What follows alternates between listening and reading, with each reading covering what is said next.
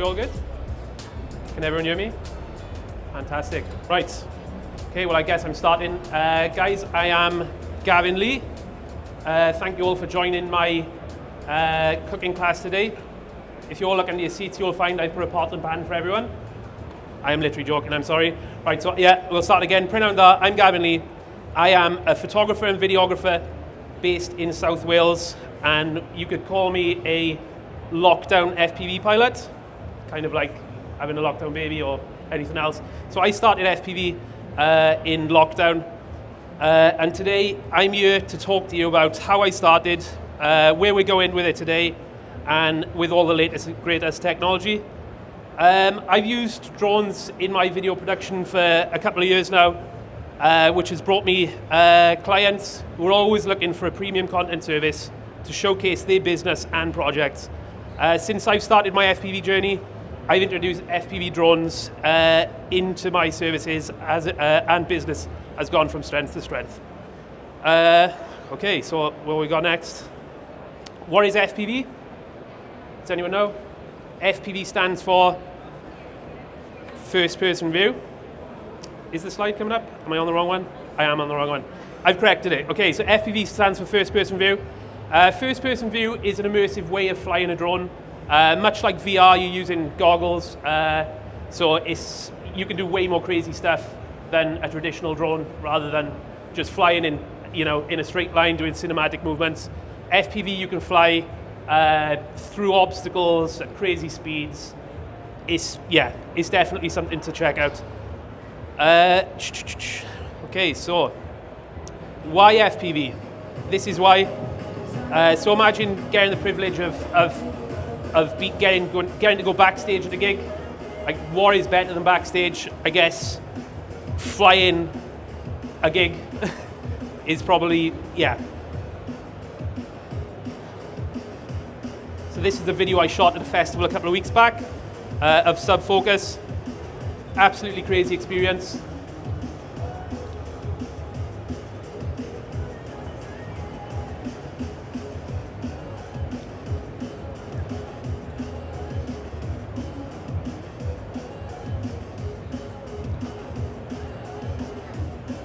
So yeah, it's just something that like a normal camera can't do. You can't really do those angles and get to those heights at in a tent with hundreds of people, I guess.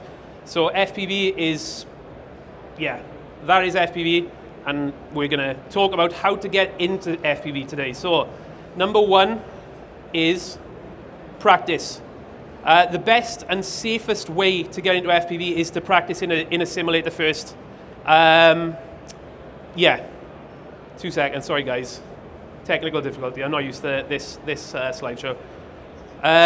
So where do I get started? So I'm going to talk about what I've done.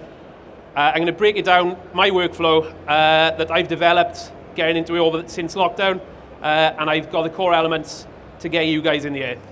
So practice. Yes, okay, I'm confused. Next up, speed and proximity.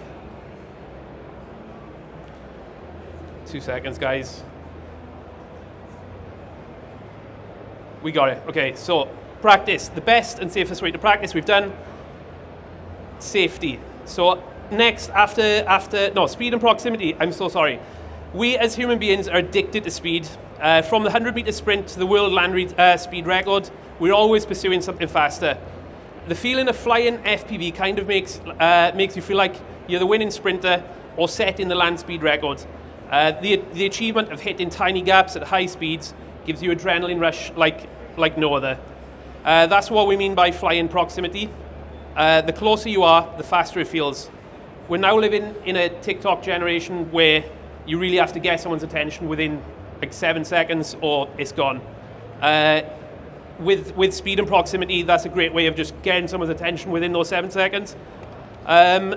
Again, though, speed and proximity requires an additional level of skill, which is something that I worked on. So start like really slow, just practice crawling across the floor at a slow speed and gradually taking more risks. It applies to a lot of FPV stuff. it's a great, yeah, so it's basically a great way of also developing throttle control, which is one of the fundamentals of flying FPV. So next up is safety. This is probably one of the last things you want to hear, but when your wallet is the one taking the hit, it's worth listening to this part. So with how immersive FPV is, you can certainly lose some spatial awareness because you're wearing goggles. So one of the required laws is you need to have a spotter with you. So this is going to be your friend or relative that you're going to take flying, and they're going to relay any information of basically what's going on around you. Is someone walking a dog in a field? Is there a car coming? So anything that could impact you, you are flying, or put someone else at risk, the drone at risk, or anything else at risk. So they're going to be relaying all that information to you. So there's a few additional features to think about whilst choosing your first FPV drone, and we'll cover them in just a minute. So next up is DIY versus DJI. There's two ways to look at choosing your first drone. DJI has a unique approach to FPV drone development. Over a number of years, working with professional drone racers, cinematic and freestyle pilots to create a drone that can be applied to any aspect of FPV. The traditional approach is to build your own drone with choice over every electronic component and hardware, with the benefits of flying something that you've just built with your own hands. It's great, and I've done it for years, but with this route there can be many hidden pitfalls. So, DIY FPV is a headache. Where do I start? You've never flown an FPV drone and you type FPV drone into Google. You're met with a daunting amount of information, like what's a flight controller, what's an ESC, what motors do I get, what batteries do I need, what charger do I need, a video transmitter, controller. There's literally variables which, yeah, anyone can find daunting. Yeah, and to top it all off, you need to follow strict wiring diagrams, and you need to know how to solder, which is a pain. And I've been there, I've done it, I've killed lots of stuff. Stuff has caught fire. I've tried charging a battery the wrong way. There's so many safety things, even building a DIY drone. So while FPV is an extremely steep learning curve, which a lot of people can find off-putting, here's a rough outline of the cost for one of my standard DIY drones. So we've got a flight controller, £85, an ESC, £65, a frame. I'll keep doing these so you can see it all. Yeah, here we go. So that is basically the components that you need just to be able to build one drone. Obviously the peripherals like a controller, goggles, maybe a battery, you only need to buy once. Because obviously you can use those with multiple drones if you build your own. But this is the total price for one drone with everything else you need to fly.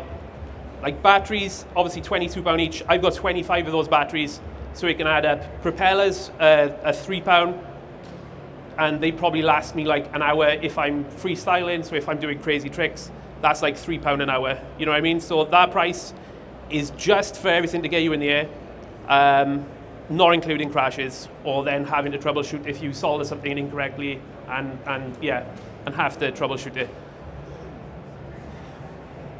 So there are many hidden pitfalls, and this is a lot of the pitfalls with DIY.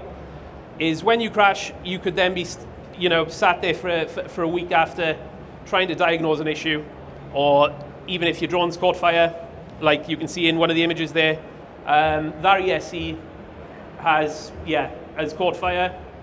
We've got a snapped bottom plate, we've got a camera hanging out, an arm snapped, another arm snapped on the end.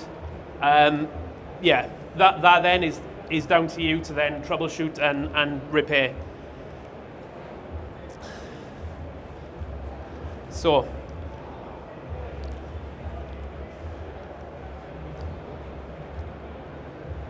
Daizhang Innovations. Daizhang stands for Big Dreams Have No Barriers. The name DJI is well known throughout the industry, but do you know what it stands for? There we go. So next up, the Avata. So the Avata, if you want to get in the air without even thinking about how many other variables the DIY drone building entails, then this is most certainly the drone for you. FPV is really accessible by anyone now. I really believe that anyone out there of you could fly an Avata. The motion controller is super intuitive. It's literally just point and go, as opposed to using like a gamepad style controller. The motion controller, literally anyone could use it. Another amazing thing with DJI products is DJI Refresh. Like I said, when you crash these drones and you're then sat there trying to diagnose an issue with them for a week, DJI Refresh, if you happen to obliterate an Avata, which is unlikely, but if you do happen to do it, then DJI does all of that work for you. So that's a very good safety and insurance policy with the DJI stuff. A good analogy for Avata is, if any of you know GTA 5 and you tap in cheats, it's kind of like a cheat way how to get into FPV and just be able to fly and get insanely cool stuff. So, Avata, how is it different? So, built-in propeller guards, we got immersive and epic footage, rock steady, so yeah, it's got built-in stabilization to the drone. Responsive, stable. The best one is it's an all-in-one package, so you don't have to spend hours Googling stuff and knowing if you've bought the correct batteries and motors. You just literally buy an Avata off the shelf, you connect it all up, you wear the goggles, and you're away, you're in the air. The ease of use, reliability, and lastly, the cost and investment. So with DJI, there is no more headaches. I'm not going to bother explaining the rest of the features. Just lean back and watch this.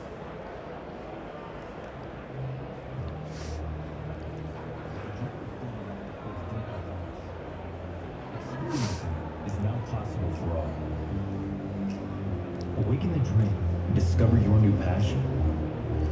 Introducing DJI Avata.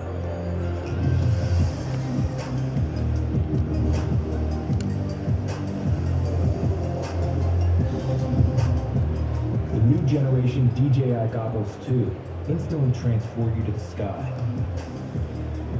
They're smaller, lighter, more comfortable, and diopter adjustable. Fully focused on immersive experience.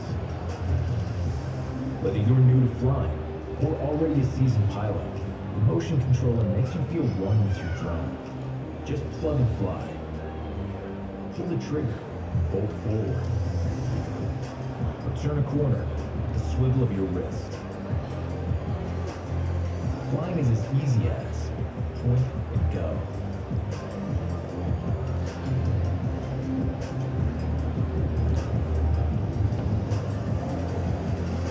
DJI Avata brings high-quality imagery to every flight. The integrated camera system features an upgraded sensor. Totally immerse yourself and your audience by using the ultra-wide field of view. Capture cinematic footage in 4K resolution. Freeze time with epic slow motion shots in up to 120 frames per second. Smooth and stable video, even as you swoop and dive, is now a reality with Rocksteady. And with Horizon Steady, you can lock your footage level for a cinematic feel. The low weight and small size of DJI Avata makes it perfect for hitting the tightest gaps.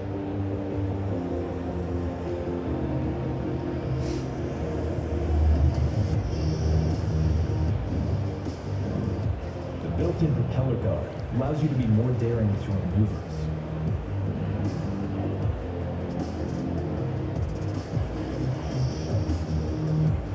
Makes contact with an object, it bounces back and maintains its altitude, so you can keep on flying. At the tap of a button, you can instantly halt to a stop and hover in place. Then, set off again when you're ready. Should Avata fall on its back, activate turtle mode and watch it launch back into action. For additional safety, Avata features download sensors and return to home, keeping your drone safe on every flight.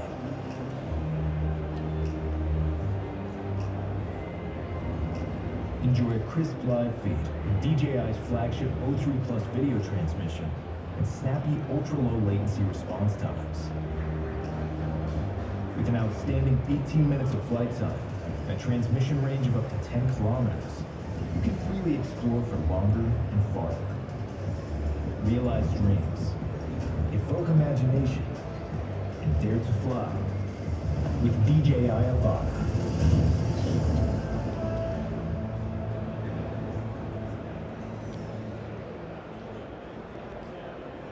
Boom. So that is amazing, guys. That is the Avata. So next up, here's the DIY price versus Avata.